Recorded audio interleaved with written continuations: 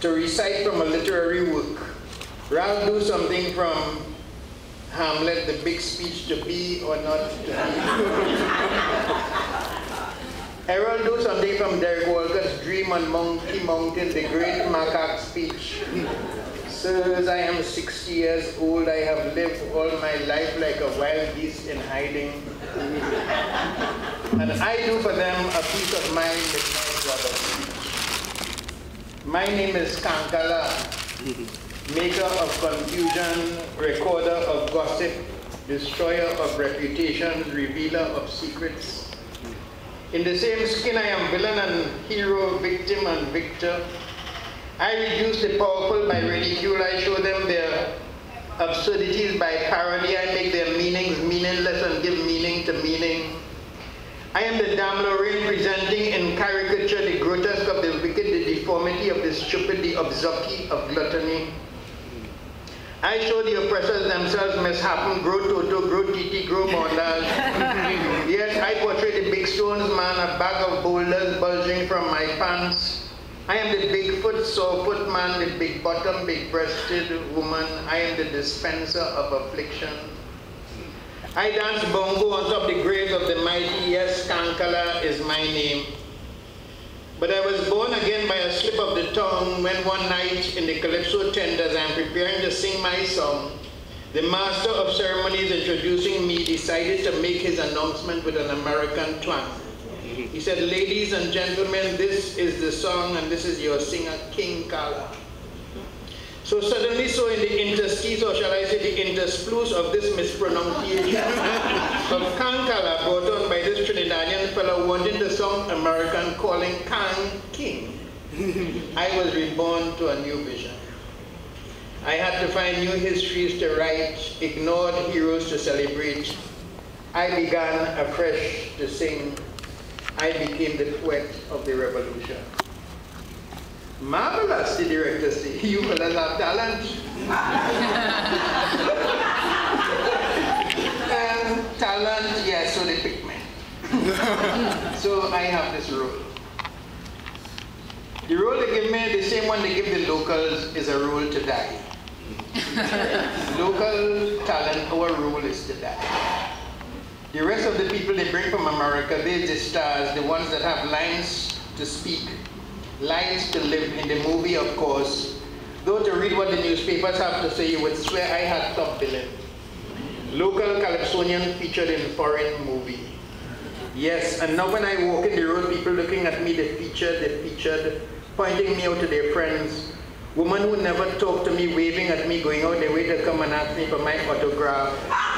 Nice woman, local movie star. So I get this job to die.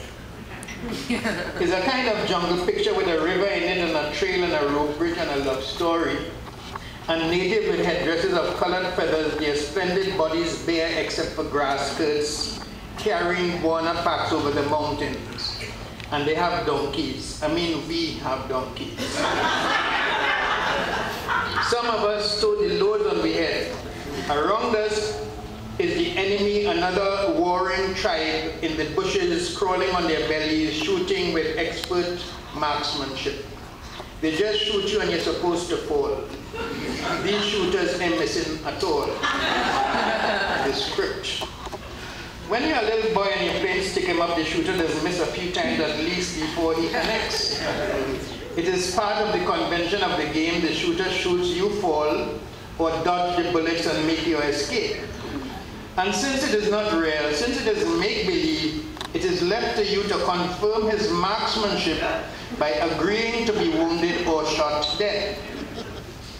There's a certain give and take, reasonableness like in a fiction, rooted in the idea that life gives everybody a chance, that leaves everybody satisfied, whether you are the one shot or the one doing the shooting. The shooter must miss a few times since it is quite fatal when he connects. But here in this movie, the fellas who shooting, they're not missing at all. The only people who they're missing is the fellas from the States. Stars. Their lives are charmed, they're all say smiling, talking about the stars. Their lives are charmed. Earl is an actor who looked on at the rebellion of 70 and kept his distance. He feels deeply. So much of life pains him and delights him. He's alarmed, astonished, outraged. And for him, that is enough. I mean, he doesn't feel the need to go beyond feeling to action. His job is to feel, to bear witness with his heart. He emerges less a moral superior than a barometer of emotion. Now he had taken grief to a new height. His words sound like poetry. His laughter is deepest pain. Their lives are charmed. I going over this ravine on a rope bridge. Blam, blam, blam, shots all around, fellas falling except fellas from the States. All around me, fellas falling left and right, blap, blap, blap, like flies. Like how you see natives fall in a Tarzan picture. People shoot, they fall in, they drop in dead, just so. Then I get shot. Even in a movie, I don't want to die in a rope bridge with Martha pat on my back. But this is the script. They shoot you, you have to die. That's what they're paying me to do, to die. I get shot, I hold my shoulder wounded, and I scramble across the bridge and blam, they shoot again, and I start to fall. I have to fall. But something holding me back, my conscience, my pride, something is not right. And I look across at Stanley and Earl and them for a cue how to die, since they are experienced actors, real actors. But Stanley and Earl, all of them, all these fellas, good men, good actors, they're just falling down and dying just so.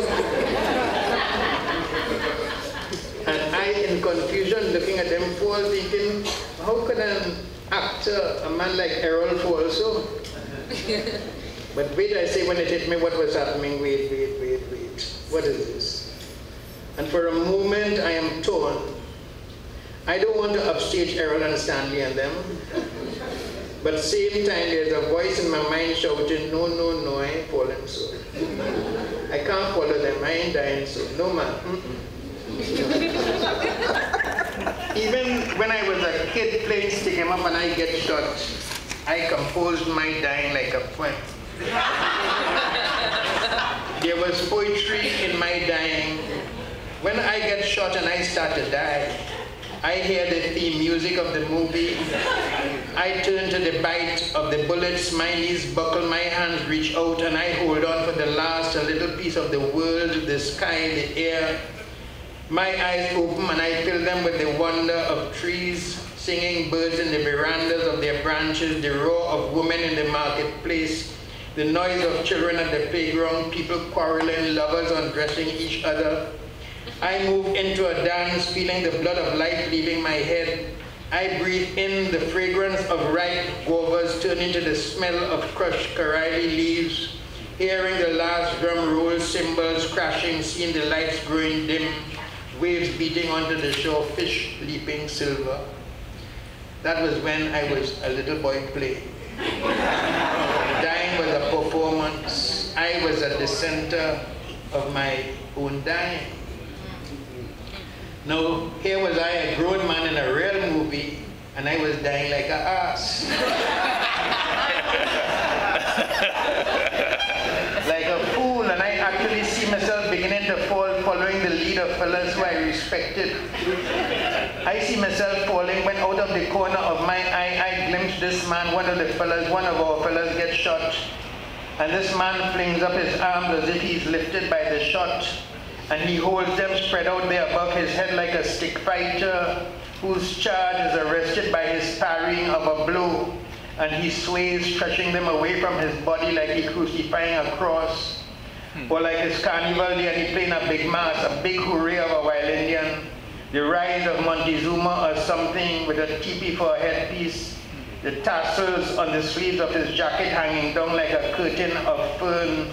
His cape spread out behind him, the music blaring, da-da-da-da, da-da-da-da. And he in front of the audience in the savannah, and he's training to hold the headpiece, to hold it steady to prevent it from toppling. And he remained balanced there for an eternity, then he sank down slow to his knees, his hands on his heart, the blood leaking out his chest. his eyes gazing at the ground with that look that those paintings show Columbus and Cortez and those conquistadores have in their eyes when they are about to kiss the ground of the land that they just discover and conquer and claim in the name of Isabella, the Queen of Spain. But this fellow's eyes is not an ocean of arrogance. They don't have in them the greed or bombast.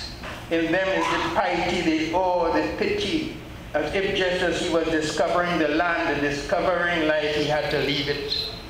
I applauded him. There was the death I would have died. The man dying so magnificently, the author of that extravagant and magnificent dying was Sonny Boy. Inspired, I fling out my arms too in the beautiful movement of the dance of my childhood and begin the exquisite choreography of my dying. Cut, the director said.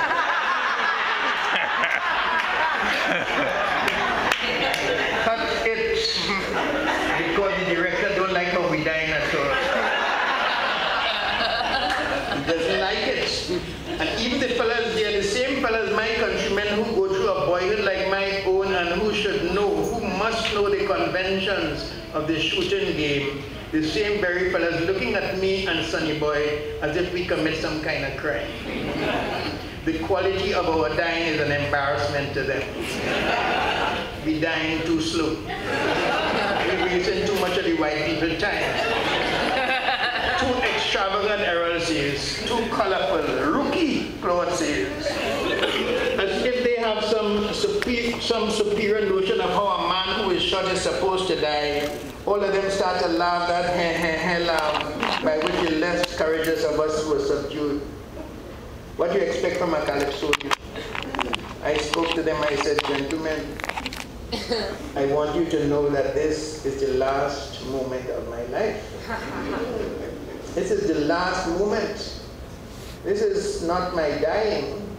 This is my last living moment. But no, the director don't want it so. No.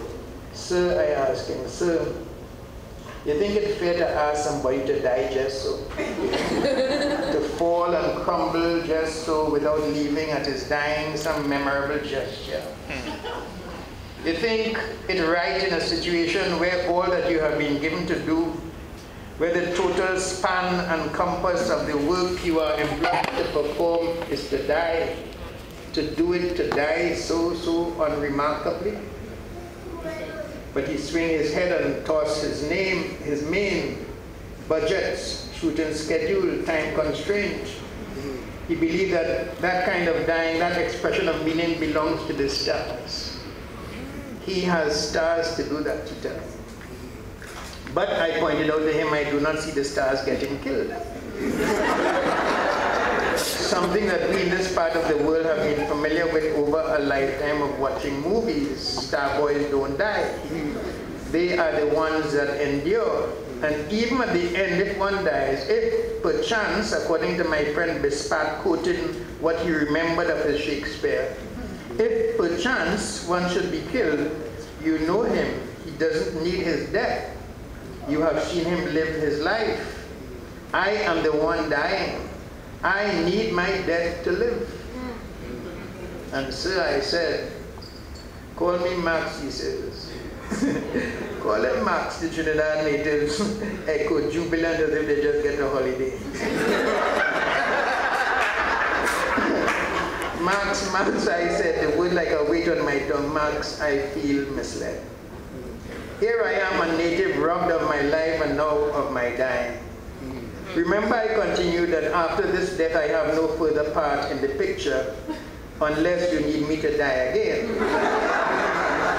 I know it's your picture.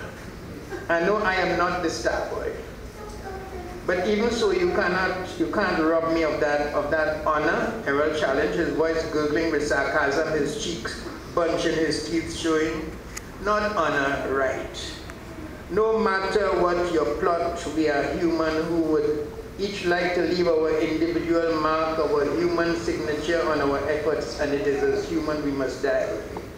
Here, here, cried Wilbert and Todd in unison. Here, here, you're talking, boy. Yes, I was talking now. I was speaking in full flight. I had a voice now, I was on the floor. And if it is your pleasure, if according to your script, according to your script writer, if it is your pleasure that I must get shot, if you shoot me indiscriminately and casually, letting me die so obscurely that people watching this picture can't even see me in the background in the bush toting the loads for your expedition on my head. If you say I must die, at least allow me the space to die how I want to die. But he wouldn't budge. And the Trinidadian fellas, my countrymen, not giving me no support. I tried to talk to them. Listen, fellas, I say. Stanley, Earl, Claude, Ralph, Davindra, Earl. It's like you don't know who you are. You are among the best actors in the world. You have at least earned your dying. Don't let this joker treat us so. It is just a movie, Earl said. And as if to point us away from the pathos, the pain in the statement, he said again, this time with half a laugh, to give us the direction we should take. It is just a movie. And you had to listen past the chuckle in his laughter to the subtle agony bubbling in his voice, the sadness, the grief, the truth, the tears of a capped down rage. It's just a movie. Let us get together, I plead, and live the last moment of this life with some dignity. He can't fire everybody. It's just a movie, they answer in chorus. Something between the corrective sternness of a parent and the mindless recitation of children on a school stage. Max is the director, he's the boss, the chorus. Max is the boss, Earl says, with that double and triple meaning. And you, I ask, who are you? We, I, me, and I could hear the metallic ring of the me like a note struck on a steel pan, me. I just put in a day work. I can't sing calypso like you, and I certainly not a badger like your revolutionary partner, Sonny Boy. Now they were ridiculing me. He he he he, they laughed. Worry with Sonny Boy, they said snidely. Sonny Boy just doing this for kicks, for the excitement, for sport. Sonny Boy just showing off. He getting paid to die, how the director said to die. Now they were vexed with me and more vigilant about the man's business than their own. Just dead and get on with it before you muddy the water for everybody. If you want to die in style, make your own picture. Yes, star in it, you and your partner, Sonny Boy. Hey, hey, hey, I'll say again, and the others laugh. Hey, hey, hey. Yes, it's just a movie. You don't need to make style. Style, style, style. You want to deny me style? Earl, I am dying and you want to deny me style? What is so serious about, they ask? What else do I have but style? Yes, what is so serious about? No, no, no, fellas. What else but style? I found myself screaming, then I caught myself. Yes, what was I so serious about? What the hell? I mean, I didn't want to appear to be superior to them, to embarrass them. They were my partners. I wanted to be one of them, one with the crowd. And for a moment I seek refuge in laughter, in the joke that would absolve me of any deeper responsibility and give me the support of their company. What they pay you to do, they ask? They paid me to die, I said aloud. So I said loudly, my whole head on fire. The crowd spurring me on. I will die how we say to die. Yes, I say aloud. It is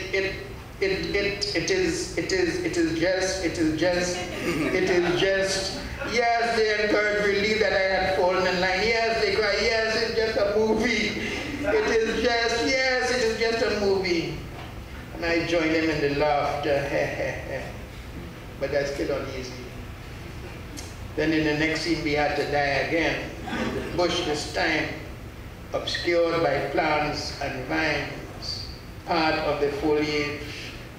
I am just a blur in the background. Just ahead of me is Sonny Boy.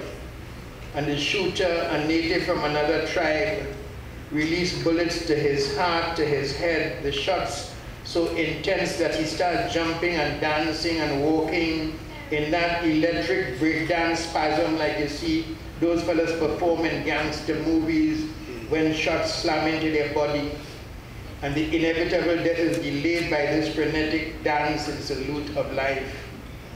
And in the middle of this ballet, the director calls, "Hey, you cut, cut, cut. That is not what we want." Sonny Boy does not move. He stands up there, his body coiled in an inexpressible anger and outrage and surprise and grief. I thought he was going to speak. Sonny Boy is calm. He lifts both hands, palm open, like in surrender. The cameraman stopped filming. They turn off the lights.